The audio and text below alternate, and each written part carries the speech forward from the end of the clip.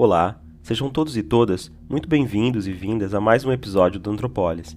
Nessa série, chamada Narrativas de Pesquisa, a ideia é bem simples. Senta aí, pega um café, um chazinho, que eu te conto.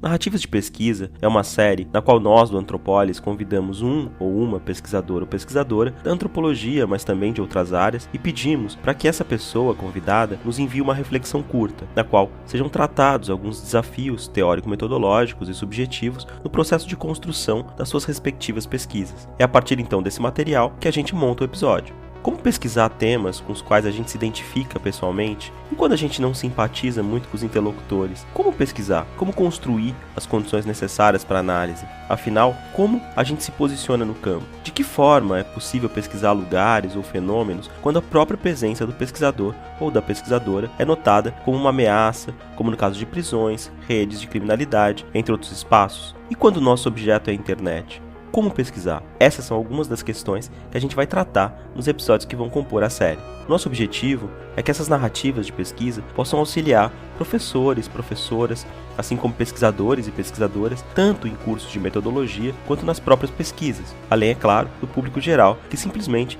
tem interesse pelos temas que a gente vai discutir aqui. Eu me chamo Guilherme Aderaldo e eu vou ser o seu anfitrião durante esses encontros. Recado dado? Então, bora pro episódio. E nesse episódio, nós ouvimos as narrativas de pesquisa do professor Marco Aurélio Pastella, que é antropólogo e professor da Universidade Federal da Paraíba.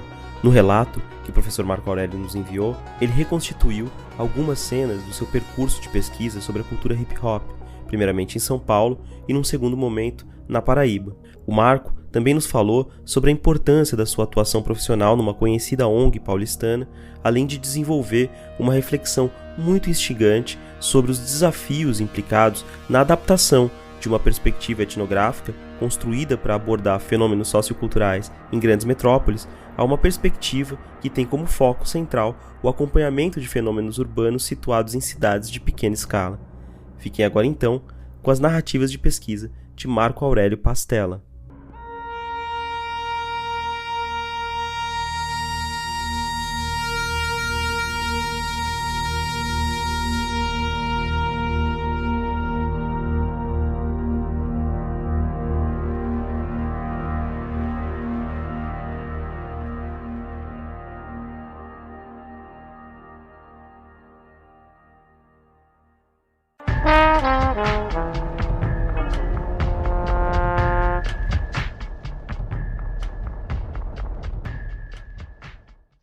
Bom, eu estou aqui hoje numa noite de julho do inverno paraibano de 2023, na cidade de João Pessoa, cidade onde resido há quase 14 anos. E moro aqui porque sou professor da UFPB, Universidade Federal da Paraíba, onde dou aula no curso de graduação em antropologia e pós-graduação em antropologia. Sou um pesquisador, professor branco, que acabou de fazer 50 anos. Antes de continuar a minha apresentação, a minha fala aqui vai ter como base algumas pesquisas que eu venho desenvolvendo na Paraíba, que podem ser colocadas em 3 eixos temáticos: antropologia urbana, antropologia das juventudes e questões étnico-raciais. Na questão da urbana, eu trabalho, minhas pesquisas são desenvolvidas ou na cidade de João Pessoa ou na cidade de Rio Tinto, que eu já vou falar um pouco de Rio Tinto. Na questão da antropologia das juventudes, aqui na Paraíba, eu trabalho, desde quando eu cheguei, com grupos de b-boys que atuam aqui na cidade de João Pessoa e também na cidade de Rio Tinto. E a questão de étnico-raciais, que é uma temática que sempre aparece, né? Eu sempre procuro abordar nas minhas pesquisas. Bom, o curso de antropologia aqui da UFPB, ele funciona na cidade de Rio Tinto, uma cidade de 25 mil habitantes, que fica mais ou menos distante de João Pessoa, entre 55 e 60 quilômetros. A minha vaga de concurso público para o curso de antropologia, que funciona em Rio Tinto, era uma vaga para antropologia urbana. E aí foi um primeiro momento de reflexão, fazer antropologia urbana numa cidade de 25 mil habitantes. Mas depois eu retomo essa questão. A minha formação, voltando à minha apresentação, antes de morar em João Pessoa, antes de vir morar para Paraíba, eu sempre morei em São Paulo. Nasci na capital paulista, Toda a minha formação acadêmica é lá, de graduação e pós-graduação. E aqui faço uma citação à professora Márcia Regina da Costa, além de professora, foi minha orientadora, e que é uma referência para mim até hoje, né?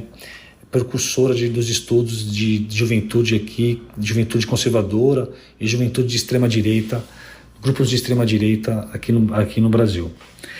E aí eu fiz minha formação na PUC de São Paulo. A minha graduação eu terminei em 96 e na graduação eu trabalhei, eu fiz uma pesquisa sobre o movimento hip hop em São Paulo. E aí foi bem interessante porque eu entrei em contato com grupos de rap, de breaking, de grafiteiros muito interessantes que estavam ali no começo de articulações políticas e de apresentação, de organização interna do movimento, né? E aí eu fiz um resgate histórico. E nesse momento da pesquisa eu tive uma boa inserção entre os jovens. Eu era jovem também, né? Em 95 eu tinha 22 anos, quase a idade dos jovens que estavam atuando no hip hop em São Paulo. Mas também eu tive uma boa recepção quando entrei em contato com o GLE10, Instituto da Mulher Negra. E ali foi interessante porque ali tinha uma militante lá do GLE10, chamada Daisy, que ela aproximou o Instituto GLE10 de alguns jovens do hip hop. E aí eles davam formação, tinham pessoas que davam palestra lá no Instituto do GLE10, e eu participei disso. Então, assim, na minha graduação, eu contei um pouco da história do hip hop e esse momento que o hip hop estava nascendo. E aí eu fiz meu TCC, e aí em 97 eu ingressei no mestrado. No mestrado, ao invés de continuar a trabalhar com o hip hop, eu foquei num dos elementos do hip hop, que é o rap. E aí eu decidi lá no mestrado acompanhar a trajetória de três grupos de rap da cidade de São Paulo. E aí meu critério para a escolha desses 3 grupos de rap foi o quê? Que eles tinham que ter uma ligação com o metrô São Bento, o que acontecia na estação São Bento do metrô lá em São Paulo, onde na meados da década de 80 jovens se reuniam para cantar, para dançar, para batucar nas latas de lixo, ali na estação São Bento do metrô no centro da cidade de São Paulo. E eu escolhi 3 grupos: Racionais MCs, Tide DJ1 e DMN. São 3 grupos, a não ser o Tide DJ1 que se separaram, mas todos eles estão atuando ainda hoje. E todos eles tiveram ligação com a São Bento, na cidade de São Paulo. E aí foi interessante, que foi um momento muito particular, né, do rap de São Paulo, que eram grupos já conhecidos, isso 98, 99. Eram grupos já conhecidos, mas não como é hoje, por exemplo, o Racionais MCs. Eram todos jovens na época também. E ali, 2 coisas me chamaram a atenção quando eu fiz pesquisa. E eu fiz o quê? Eu trabalhei com a trajetória dos grupos e fiz análise de letras de alguns desses grupos. Algumas letras, eu selecionei algumas letras e fiz análise de letras de alguns grupos, desses grupos lá que eu selecionei. E o que me chamou a atenção nas letras de rap foram 2 coisas. Como aparece a questão da cidade nas letras e como aparece nessas músicas que começaram a ser produzidas por esses grupos a partir de 92, 93, como a questão racial surge nesses grupos, nas letras desses grupos. Bom, primeiro a questão da cidade. Não era a cidade de São Paulo, e sim a periferia da cidade de São Paulo.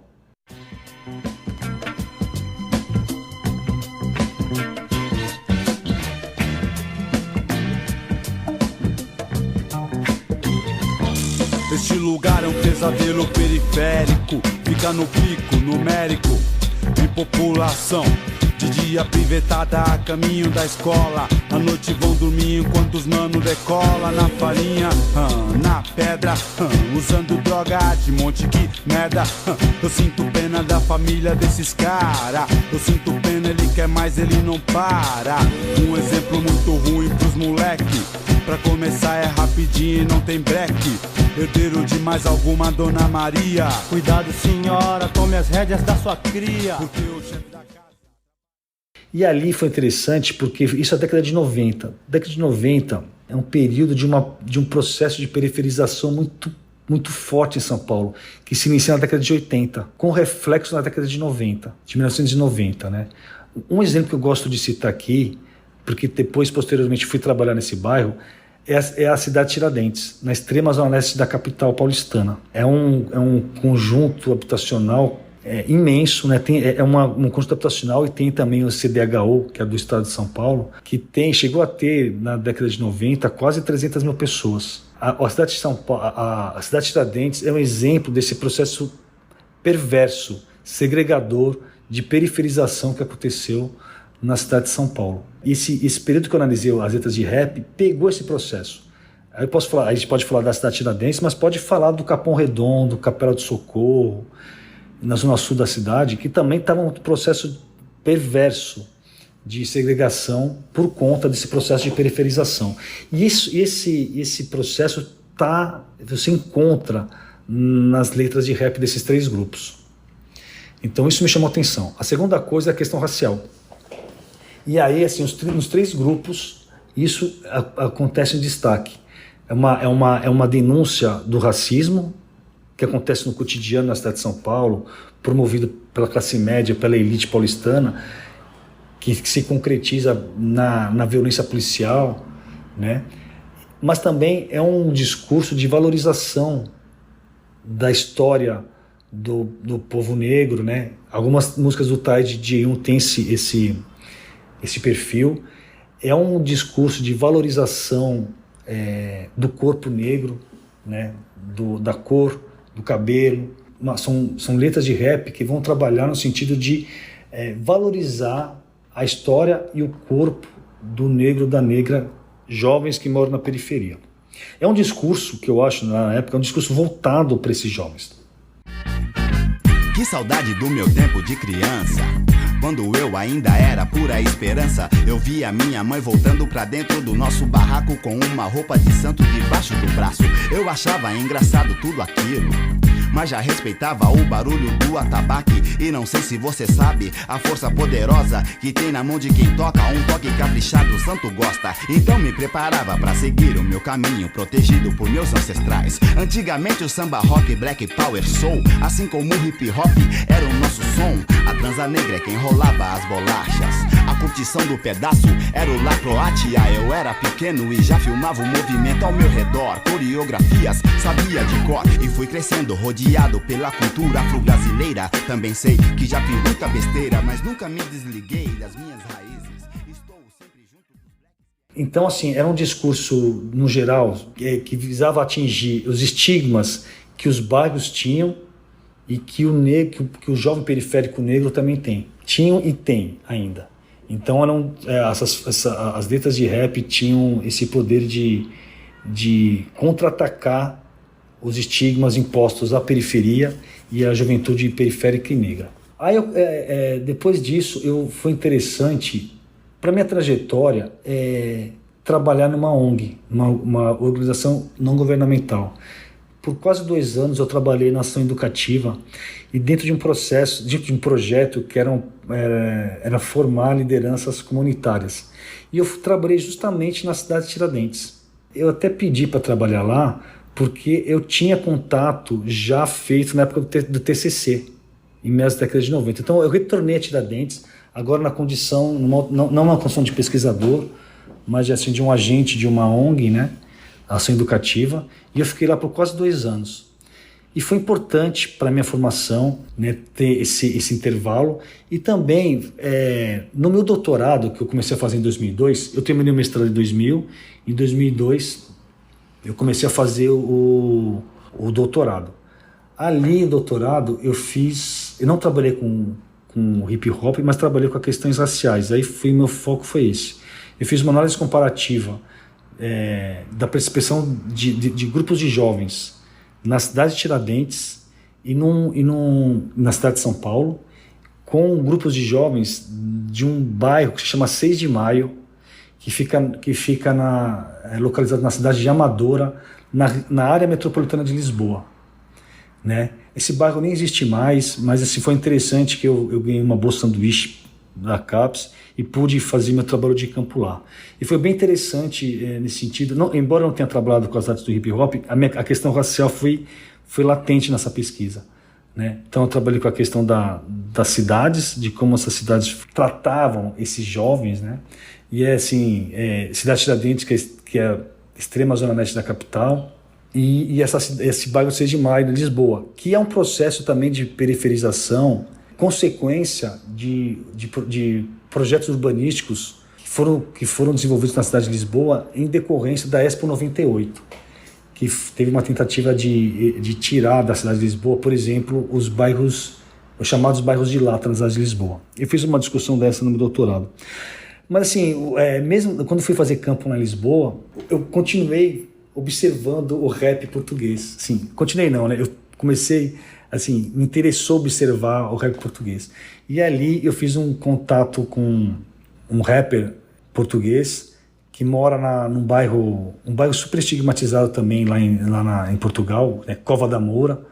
E ali eu circulei algumas vezes pelo bairro e ele me mostrou o rap português, e foi bem interessante o material que eu trouxe para cá. Bom, assim, mas a minha pesquisa de doutorado foi nesse sentido, fiz uma análise comparativa.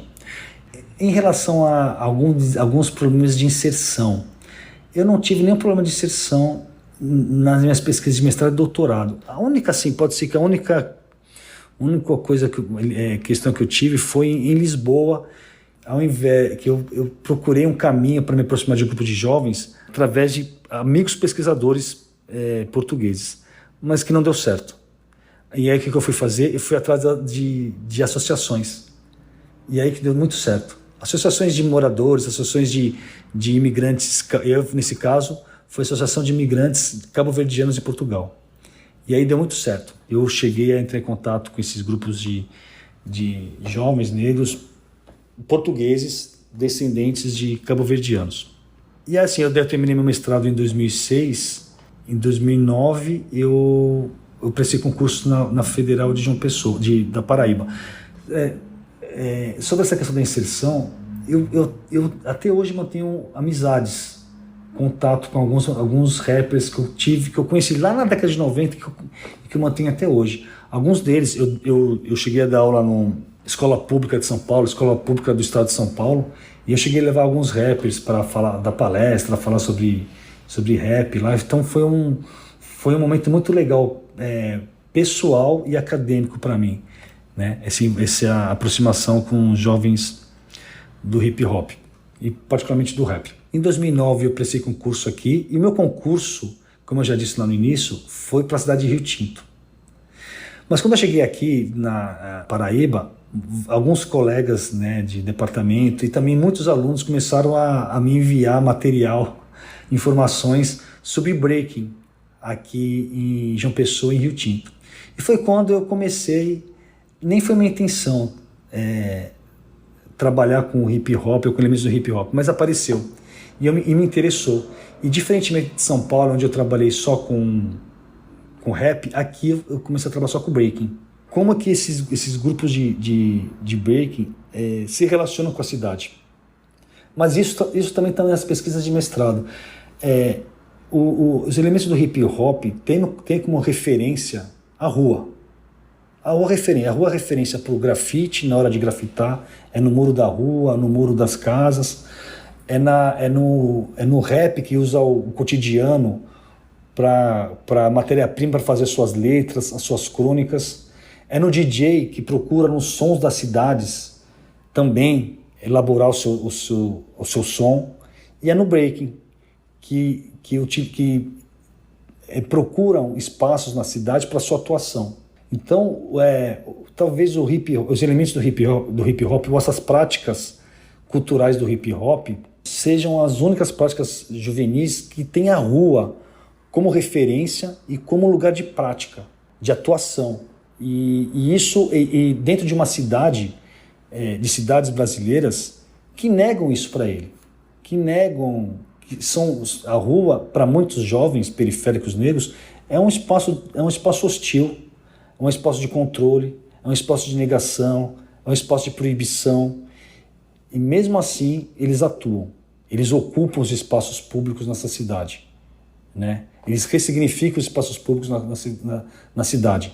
As 4 artes do hip hop tem isso. E foi isso que eu trabalhei aqui na Paraíba, tanto em João Pessoa como em Rio Tinto. Como eles atuam, eu tenho um artigo que eu publiquei de uma pesquisa que é como uma crew de breaking atua num semáforo, numa faixa de pedestre, num sinal ou num farol de trânsito aqui em João Pessoa.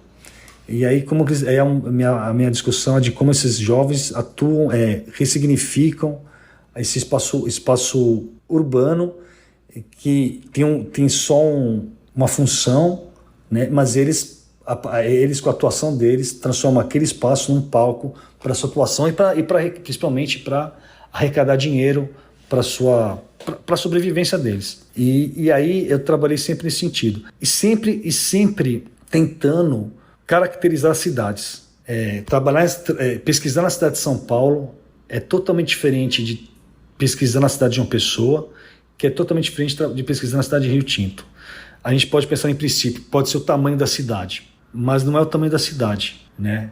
São as histórias que a cidade, o processo de urbanização, o processo de periferização, que em princípio você pode falar em processo de urbanização e periferização das cidades brasileiras, mas cada cidade tem a sua particularidade. São Paulo tem um processo de industrialização muito forte, de migração por causa desse processo de industrialização muito forte, diferente de João Pessoa, que tem uma migração, mas não uma migração que veio atrás de postos de trabalho ligados à indústria. É uma cidade muito mais de serviço aqui, e ligada ao turismo também. Mas eu queria falar sobre Rio Tinto, onde eu dou aula e onde desenvolvo algumas pesquisas sobre jovens, mas também sobre a cidade. Eu comecei a trabalhar com a questão das escalas, dos tamanhos das cidades. Então, assim, quando eu vim de São Paulo em 2009, todas as minhas referências bibliográficas eram pessoas que trabalhavam em grandes cidades, né? Desde de uma antropologia, sociologia urbana americana e a brasileira. Você pensar nos 2-3 nomes da antropologia urbana brasileira, sempre cidades grandes como São Paulo, Rio e Porto Alegre. Primeira coisa, é uma cidade pequena, muito pequena, e outra coisa, é uma cidade localizada num bairro, num estado paraibano, num estado localizado na região nordestina, que tem suas características também. Mas Rio Tinto é isso, Rio Tinto é uma cidade de 25 habitantes e, diferentemente de João Pessoa, é uma cidade que foi inaugurada, que surgiu a partir de uma companhia têxtil, né, chamada Companhia Têxtil de Rio Tinto. Então, assim, embora já existisse aqui pequenos agricultores, numa terra indígena potiguara, onde se localiza a cidade de Rio Tinto, a cidade de Rio Tinto ela se tornou cidade a partir de uma companhia têxtil de Rio Tinto. Resumindo, a cidade de Rio Tinto é uma cidade operária. Cidade operária nos padrões das cidades operárias inglesas do século XIX, ou seja, é uma cidade, uma companhia têxtil de Rio Tinto fundada pela uma família sueca Ludwig, que tinha a sua fábrica, a primeira fábrica na cidade de Paulista, na região metropolitana de Recife, e que em 1918 compra terras no litoral norte paraibano e em 1924 inaugura a fábrica, com toda uma estrutura de cidade em torno dela. Moradia, lazer, a igreja, tudo que se pensava, cinema, tudo que se pensa numa cidade era de propriedade dos Ludwig. Então foi uma cidade muito interessante do ponto de vista da antropologia urbana para ser analisada. É uma cidade pequena, onde várias pessoas se conhecem, mas tem elementos de uma cidade operária. E foi nesse espaço que eu comecei a trabalhar também a cidade e questões da juventude. E lá tem um grupo de uma crew de hip hop, de breaking, chamada Clã Potiguara, que eu tenho alguns artigos que eu trabalho com essa crew. E aliás, por causa dessa proximidade das pesquisas, a gente até fez uma parceria, né? A crew Potiguara, Clã Potiguara, eles organizam batalhas de hip hop, né? Esse ano vai para a 6ª batalha de hip hop, eles chamam de festival, festival de batalhas de breaking. E como na cidade de Rio Tinto tem uma dificuldade de espaço para dançar, isso foi até de um bolsista meu, de um PIBIC que eu tive. Esse meu bolsista ele sugeriu que fosse feita dentro da universidade, dentro do campus 4 da UFPB, onde lá tem um espaço, aliás, onde era um galpão da fábrica da Companhia Têxtil, que agora é uma central de aulas, e ali existe um piso liso, ótimo para a prática do breaking. Então, a partir das pesquisas foi feita essa parceria. E assim, uma coisa que... eu tenho um artigo específico que fala sobre o quarto festival de breaking. Eu tenho um artigo que analisa como que o clã Potiguara se adequa a fábrica, a antiga galpão da fábrica, né? E para fazer o seu festival de batalha de breaking.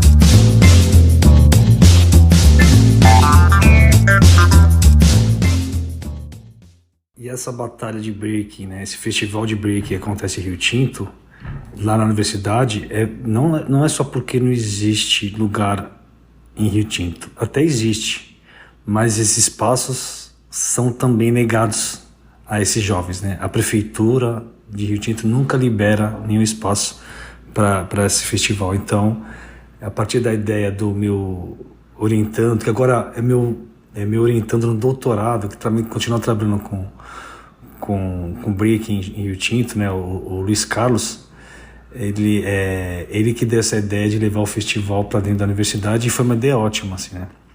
Bom, para finalizar, eu gostaria de retomar duas questões.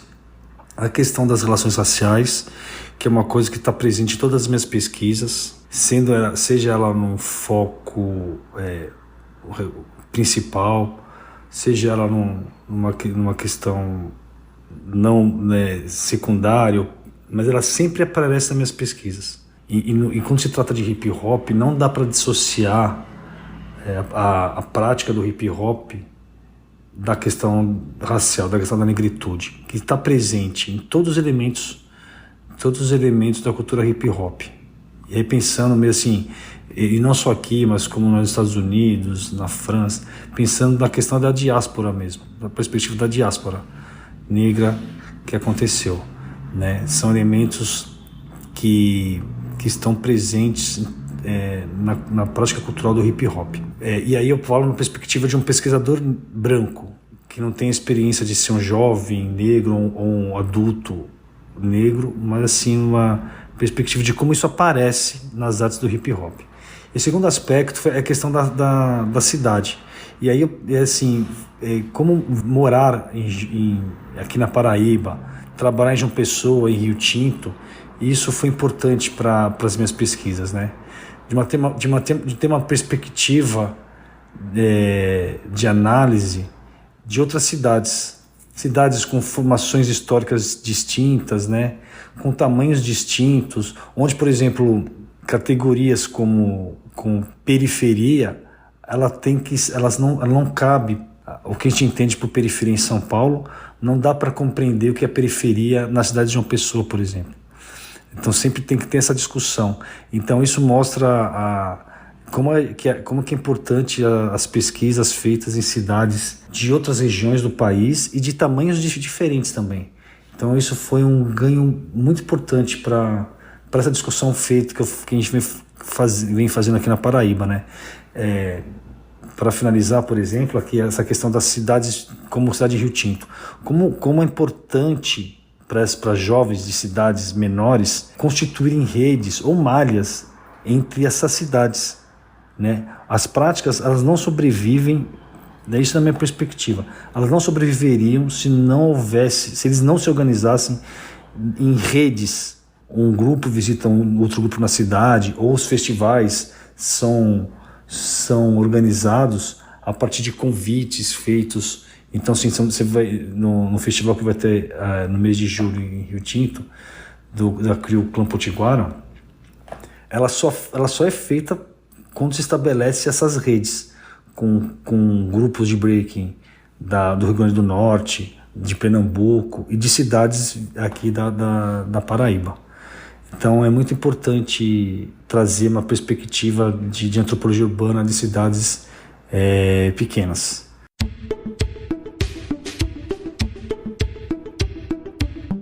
Oi, gente. Antes de terminar, um recadinho. O Antropolis faz parte da Rádio Quere Quere, que é um coletivo de podcasts de ciências humanas com especial ênfase na antropologia. E nós aproveitamos esse episódio para recomendar que vocês escutem os outros podcasts dessa rede. Hoje, a gente vai dar a dica do podcast Mundaréu, que acabou de lançar a série intitulada Ciências do Zika, onde, ao longo de 7 episódios, a equipe do podcast conversa com cientistas que intensamente estudaram e publicaram sobre a epidemia do vírus Zika em Recife. Além da série sobre a Zika, a equipe do Mundaréu também está lançando episódios de outra série, chamada Antropologia, Ciência e Feminismo, onde elas discutem a influência das teorias feministas no processo de construção de pesquisas antropológicas sobre ciência contemporânea. Corre lá então para escutar. O endereço da página do Mundaréu vocês vão encontrar na descrição desse episódio.